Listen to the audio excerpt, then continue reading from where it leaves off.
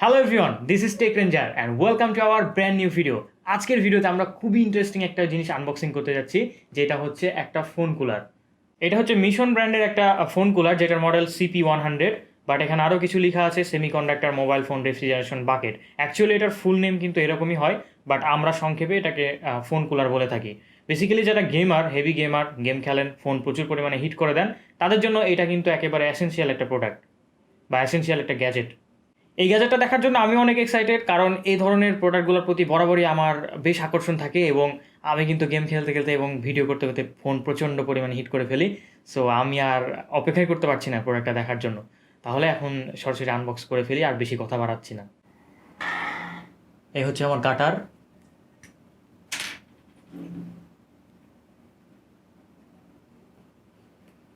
তো আমরা সিলটা কেটে ফেললাম, এখন বক্সটা খুলে দেখা যাক। খুবই মিনিমালিস্টিক একেবারে প্যাকেজ, মানে তেমন এক্সট্রা কোনো কিছু নাই।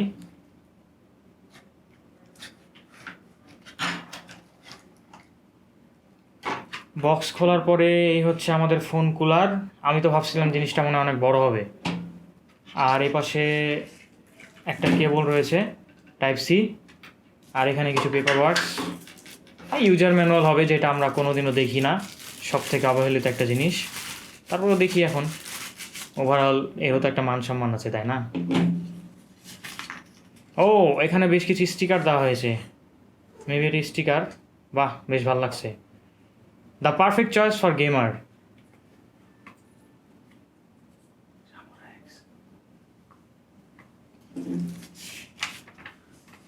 এটা ওয়ারেন্টি কার্ড, যেটা বাংলাদেশের জন্য প্রযোজ্য কিনা আমার আসলে সঠিক জানা নাই। Warranty card plus user manual একটার মধ্যে দিয়ে দিয়েছে।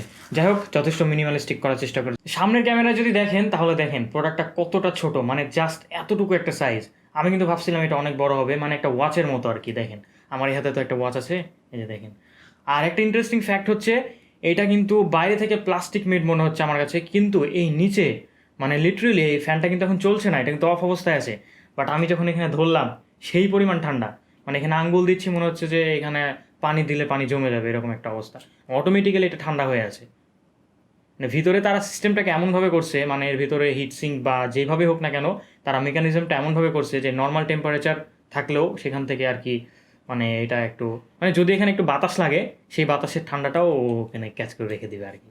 তাহলে এখন আমরা এই ডিভাইসটাকে পাওয়ার অফ করি এবং রিয়েল লাইফে ইউজ করে দেখি আসলে কেমন। ইনস্ট্যান্ট আমি ইউজ করতে চাচ্ছি, মানে আমি তো অপেক্ষাই করতে পারছি না। আমার কাছে ফোন রয়েছে Xiaomi Poco X2। আমি এই ফোনটাতে গেম খেলি এবং আপনারা জানেন এই মডেলটা কিন্তু গেম খেললে প্রচণ্ড পরিমাণে হিট হয়। তো আমার এই ডিভাইসের জন্য কিন্তু এটা একটা পারফেক্ট এসেনশিয়াল প্রোডাক্ট।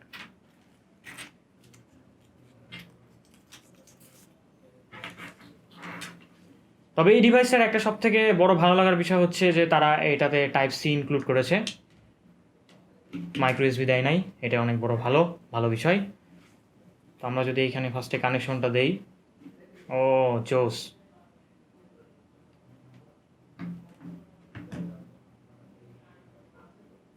ভাই সেই লেভেলের ঠান্ডা, মানে ঠান্ডা যাকে বলে আপনারা মনে হয় ক্যামেরা তো বুঝতে পারবেন। এখানে কিন্তু যে ভাব জমে গেছে, যে আমি যখন এখানে আঙ্গুলটা দিচ্ছি, আমার কিন্তু যে ফিঙ্গারপ্রিন্ট নিয়ে নিচ্ছে, ভাব জমে গেছে লিটারেলি। মানে এখানে পানি রাখলে ঠান্ডা হয়ে যাবে সিরিয়াসলি।